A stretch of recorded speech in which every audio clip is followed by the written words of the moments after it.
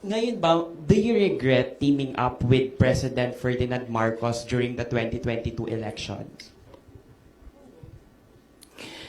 Alam mo, inisip ko yan. Naisip ko na yan. And then naisip ko kasi, ganito. Sila yung tumatakbo, diba? Tumakbo si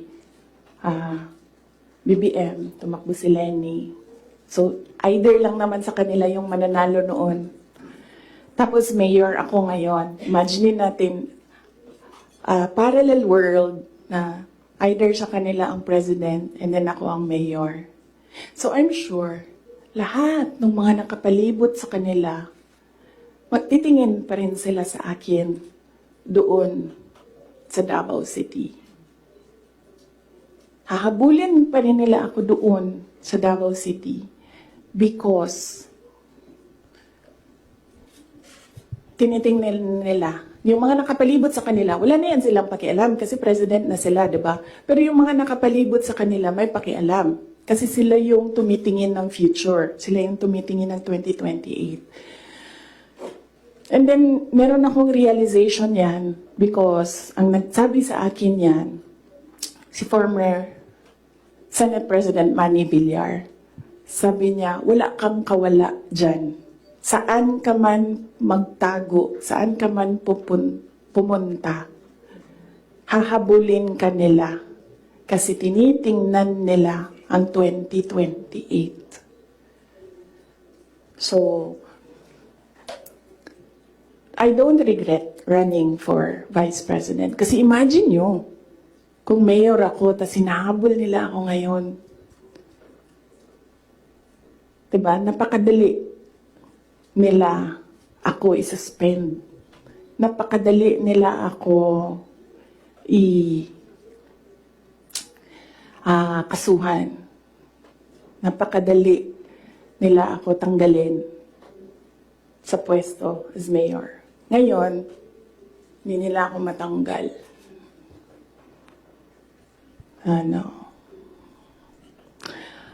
They can drag me to hell. Pagdating nila dun, ako pa rin yung presidente ng impyerno.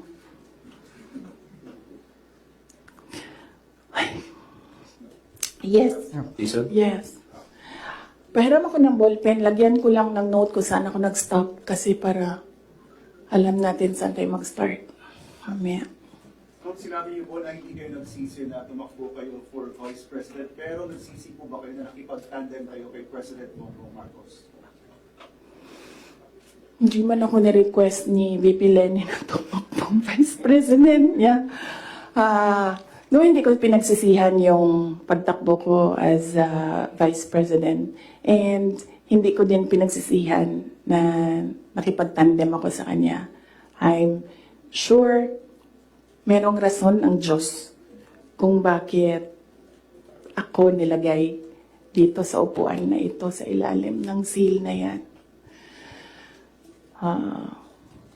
Para rin siguro sa kanya, para kay BBM, or para sa bayan, hindi ko alam kung anong rason ng Diyos. Sometimes, or all the time, hindi natin nakikita ang rason ng Diyos. Nakukonect na lang natin siya kapag meron ng ibang nangyari sa buhay natin. Siguro, yun yung rason. Para, ganito, gawin ko, bullshitin ko sila ng bullshitin. Bullshit kayong lahat. Drag me to hell. Sorry sila mo na ha, kasi hindi pa sila nakatanong. Mark Makalalan. Good morning, VP.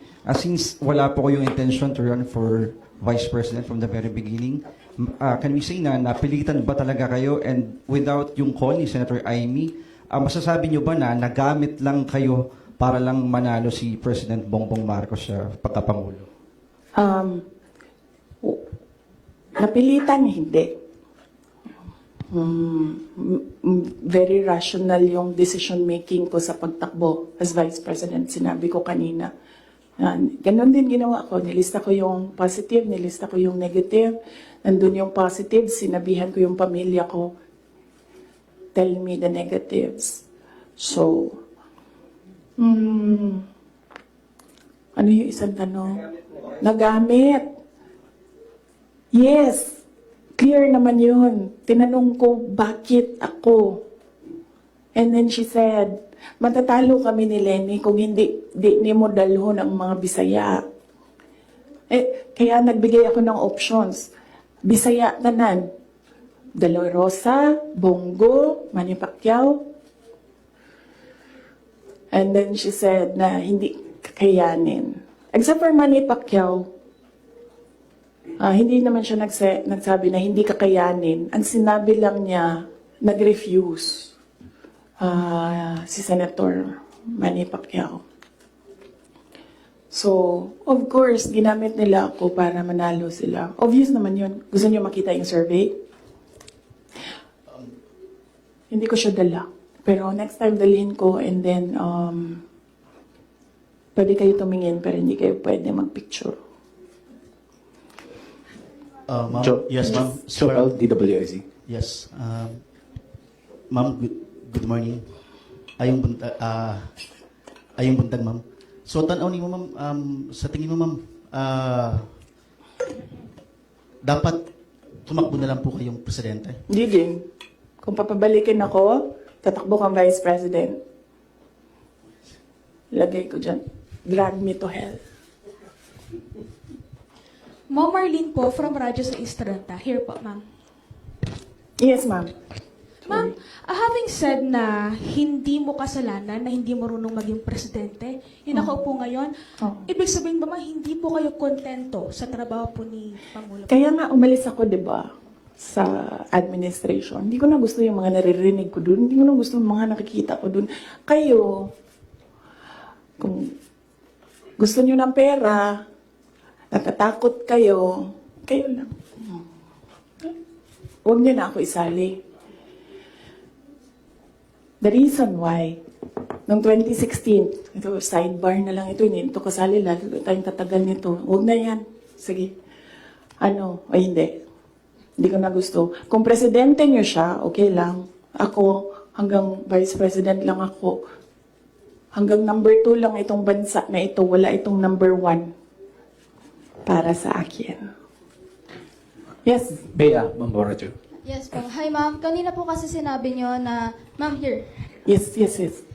Kanina po kasi ma'am sinabi nyo po na hindi ka naman po inask ni VP Lenny para maging vice president niya. Did you somehow wish na sana inask ka na lang po niya na maging vice president niya to run alongside her?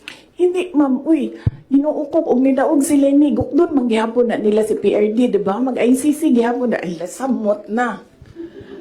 Si Trillanes o si Lenny, magkauban man na sila. So kung presidente si Lenny, ilahag hapon ng ICC. Alam niyo ba bakit hindi umuusad yung ICC? Kwento ko sa inyo next time.